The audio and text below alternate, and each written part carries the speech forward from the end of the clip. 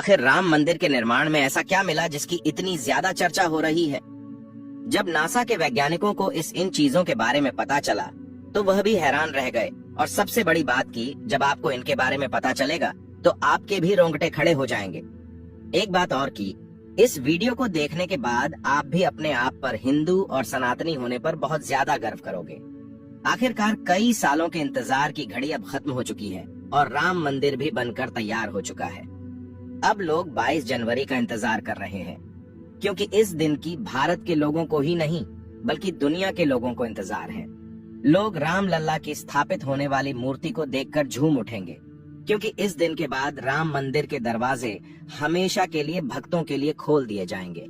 इस मूर्ति को बनवाने के लिए देश के 3 सबसे बड़े मूर्तिकारों को बुलवाया गया है, और जो भी भक्त इस ऐतिहासिक पल को अपनी आंखों से निहारेगा वह जीवन मरण के बंधन से मुक्त हो जाएगा। क्योंकि यह तो आपको पता ही होगा कि 22 जनवरी 2024 को राम मंदिर में रामलाल की मूर्ति की प्राण प्रतिष्ठा होगी। लेकिन यह मंदिर तो बनकर भले ही तैयार क्यों ना हो गया हो, लेकिन इसके निर्माण के समय कई ऐसे चमत्कार हुए हैं, उसे देखकर मंदिर के पड़ती समेत कई लोग दंग रह गए हैं। यहाँ तक इन चीजों को देखकर नासा के वैज्ञानिकों ने तो अपना सर ही पकड़ लिया है, और तो और वह एक ऐसी गहरी सोच में पड़ गए हैं कि मानो उन्होंने कोई भयानक चीज देख ली हो।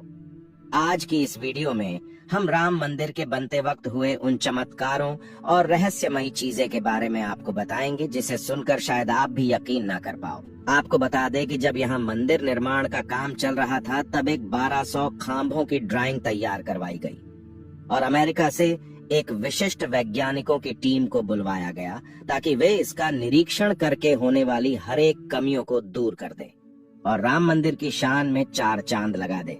लेकिन जैसे ही राम मंदिर के निर्माण के वक्त वहां की धरती को खुद गया, तब उस धरती से एक ऐसी वस्तु निकली कि उसे BCC देखकर सभी के होश उड़ गए। और उसे चमत्कारी और दिव्या वस्तु ने न सिर्फ उन वैज्ञानिकों के होश उड़ाए बल्कि भारत सरकार को भी हिलाकर रख दिया। जिसके बाद तुरंत एक कमेटी बनाई गई और उसकी जांच के लिए लगा दी। लेकिन उसके बाद कुछ ऐसा हुआ कि वे सभी भी प्रभु श्री राम के भक्त बन गए। दरअसल यह बात है राम मंदिर के निर्माण के समय की, जब अमेरिका से थॉमस नाम के एक वैज्ञानिक भारत में राम मंदिर निर्माण कार्य के दौरे पर आए हुए थे। यहाँ आकर उन्होंने देखा कि राम मंदिर का निर्माण कार्य तो काफी चल रहा है, जिसके बाद उन्होंने अपना रूटीन काम फिर से करना शुरू कर दिया और अपना काम करना शुरू कर दिया। अपने काम करने के दौरान जैसे ही उनकी नजर मंदिर परिसर की तरफ गई तो उन्हें एक ऐसी जगह दिखाई जहां पर वहां धरती नरम पड़ी हुई थी। देखने में वह धरती वहां की जगह से पूरी अलग ही दिख रही थी। थॉमस को अपनी अंतरात्मा से कुछ अलग सी प्रेरणा मिलने लगी और तुरंत थॉमस ने अपने मजदूरों को वहां की खुदाई करने को बोल दिया। एक बार के लिए तो मजदूर भी हैरान हो गए कि ऐसी धरती की वह खुदाई क्यों करवा रहे हैं, लेकिन मजदूरों को तो उनका ऑर्डर मानना ही काम था, इसलिए उन्होंने बिना कुछ सवाल किए खुदाई शुरू कर दी। जैसे ही वहां पर खुदाई शुरू हुई, कुछ ही देर बाद उस धरती से पानी का प्रवाह शुरू हो गया। उस बहते हुए पानी को देख खुदाई करने वाले मजदूर परेशान हो गए, क्योंकि पानी के अंदर खुदाई करना मुश्किल ही नहीं बल्कि नामुमकिन सा हो जाता है। लेकिन जब इस पानी का सर्वेक्षण किया तो पता चला है कि यह पानी तो पास ही में बह रही सरयू नदी का पानी है।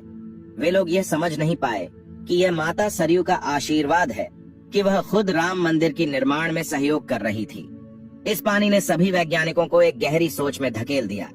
वे यह सोचने लग गए कि अगर ऐसे ही पानी निकलता रहा तो जहां एक भव्य मंदिर का निर्माण कैसे हो पाएगा, क्योंकि एक पानी वाली सतह पर मजबूत मंदिर बनवाना कोई हंसी खेल की बात नहीं थी। उस समय सभी के दिमाग में एक ही बात थी कि सरयू नदी का मंदिर की भूमि के नीचे मिलना कोई चमत्कार है या फिर कोई कुदरत का करिश्मा, यह कोई भी नहीं जानता था।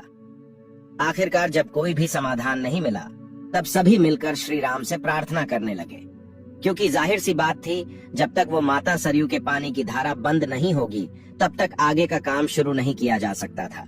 लेकिन अगले ही दिन श्री राम ने उनकी पुकार सुन ली और माता सरयू का पानी स्वतः ही बंद हो गया और एक बार फिर राम मंदिर का निर्माण कार्य जोरों शोरों से शुरू हो गया। और यह काम इस कदर चला कि अब यहाँ अपने अंतिम छोर पर पहुंच चुका है, या यूं कहें कि यह पूरा तैयार ही हो गया है और 22 जनवरी को यहाँ श्री राम की प्राण प्रतिष्ठा भी की जाएगी। यह मंदिर इतना भाव बना है कि इस देखने के लिए भारत सरकार ने यहाँ पर एक अंतर्राष्ट्रीय हवाई अड्डा भी बनवाया है, ताकि देश और दुनिया के लोग सीधे ही यहाँ पर आ सके और इसे देख सकें। यह मंदिर तो आप कभी भी देख सकते हैं, लेकिन अब सवाल यह है कि जब पुराने समय में यहाँ पर राम मंदिर था, वह कैसा दिखता था, जिसे तोड़कर बाबर ने बाबरी मस्जिद बनाई थी। उसे राम मंदिर का निर्माण आखिर किसने किया था? क्योंकि यह रहस्य आज तक सीमित लोगों को ही पता है, ज्यादातर लोगों को इसके बारे में कुछ भी मालूम नहीं है। तो चलिए आज मैं आपको इसका पूरा रहस्य इस वीडियो के माध्यम से बता देता हूँ, तो बने रहेगा हमारे साथ वीडियो में एंड तक। आखिर उस समय भगवान राम की नगरी अयोध्या को किसने बनाया था? यह पवित्र नगरी हिंदुओं के लिए बहुत ही ज्यादा महत्वपूर्ण है, क्योंकि यहाँ पर स्वयं प्रभु श्री राम का जन्म हुआ था, इसलिए इसे राम जन्मभूमि भी कहते हैं। इतिहासकारों के अनुसार कौशल प्रदेश की प्राचीन राजधानी अवध को कालांतर में अयोध्या और बौद्ध काल में साकेत कहा जाने लगा। अयोध्या मूल रूप से मंदिरों का शहर था। हालांकि यहाँ खुदाई के वक्त आज भी हिंदू, बौद्ध एवं जैन धर्म से जुड़े मंदिरों के अवशेष देखे गए, जिसमें खंभों से लेकर हिंदू आकृतियां बनी हुई थी। अयोध्या नगरी में होने का वर्णन भी वाल्मीकि रामायण में मिलता है। कहते हैं कि भगवान श्री राम के जल समाधि लेने के पश्चात अयोध्या कुछ काल के लिए उजाड़ सी हो गई थी, लेकिन उनकी जन्मभूमि पर बना महल वैसे का वैसा ही था।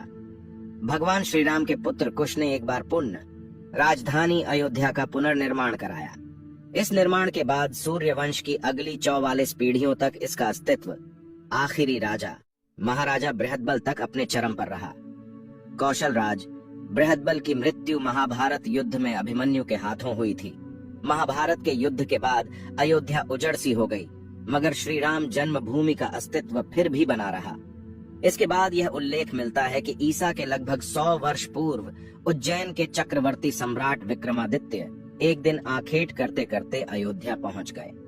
थकान होने के कारण अयोध्या में सरयू नदी के किनारे एक आम के वृक्ष के नीचे वे अपनी सेना सहित आराम करने लगे। उस समय यहाँ घना जंगल हो चला था, कोई बसावट भी यहाँ नहीं थी।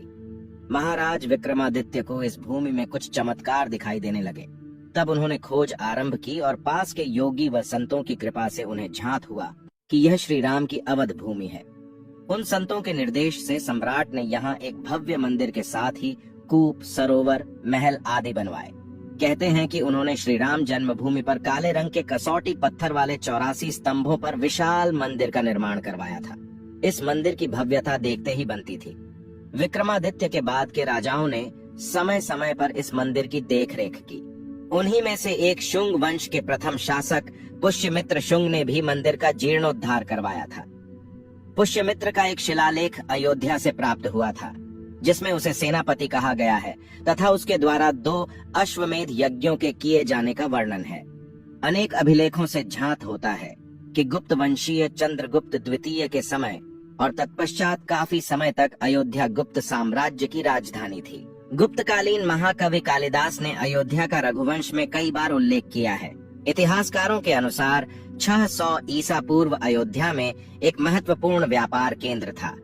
इस स्थान को अंतर्राष्ट्रीय पहचान 5वीं शताब्दी में ईसा पूर्व के दौरान तब मिली जबकि यह एक प्रमुख बौद्ध केंद्र के रूप में विकसित हुआ। तब इसका नाम साकेत था। कहते हैं कि चीनी भिक्षु फाहियान ने यहाँ देखा कि कई बौद्ध मठों का रिकॉर्ड रखा गया है। यहाँ पर 7वीं शताब्दी में चीनी यात्री हेनत्सांग आया था। उसके अनुसार यहाँ 20 बौद्ध मंदिर थे तथा 3000 भिक्षु रहते थे और यहाँ हिंदुओं का एक प्रमुख और भव्य मंदिर भी था, जहाँ रोज हजारों की संख्या में लोग दर्शन करने आते थे। इसके बाद ईसा की 11वीं शताब्दी में कन्नौज नरेश जयचंद आया तो उसने मंदिर पर सम्राट विक्रमादित्य के प्रशस्ति शिलालेख को उखाड़कर अपना नाम लिखवा दिया।